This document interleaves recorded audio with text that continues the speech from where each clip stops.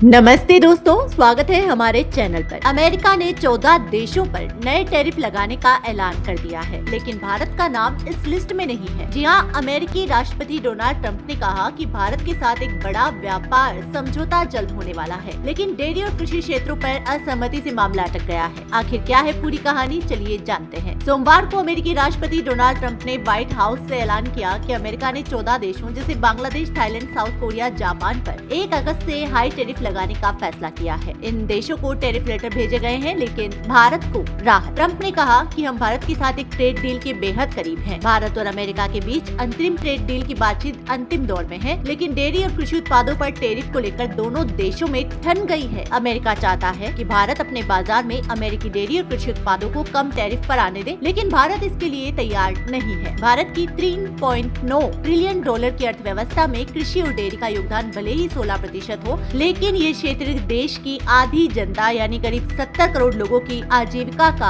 आधार है। अगर अमेरिका से सस्ते आयात को मंजूरी मिल जाती है तो स्थानीय कीमतें गिर सकती हैं, जिससे भारतीय किसानों और पशुपालकों को भारी नुकसान होगा। भारत ने हमेशा अपने कृषि और डेयरी क्षेत्र को मुक्त व्यापार समझौते से बाहर रखा है। अगर अमेरिका को रियायत दी गई तो अन्य व्यापारिक साझेदार भी यही मांग करेंगे। यही वजह है कि भारत ने डेयरी और कृषि को इस डील से बाहर रखने का फैसला किया है। इस मुद्दे पर विपक्ष ने भी सरकार पर निशाना साधा है, कहते हुए कि किसानों की हितों की रक्षा जरूरी है। भारत और अमेरिका 9 जुलाई की डेडलाइन से पहले इस अंतरिम ट्रेड डील को अंतिम रूप देने की कोशिश में है। अगर डील नहीं हुई तो भारत के निर्यात पर 26% टैरिफ का खतरा मंडरा रहा है, लेकिन भारत ने साफ कर दिया है कि वो अपने किसानों और राष्ट्रीय हितों से समझौता नहीं करेगा। अब गेंद अमेरिका के पाले में है। तो दोस्तों, भारत अमेरिका ट्रेड डील का भविष्य क्या होगा? क्या 9 जुलाई से पहले कोई समझौता हो पाएगा या टैरिफ की तलवार लटकेगी? अपनी राय कमेंट में जरूर बताएं और अगली अपडेट के लिए हमारे चैनल के साथ बने रहिए। नमस्ते।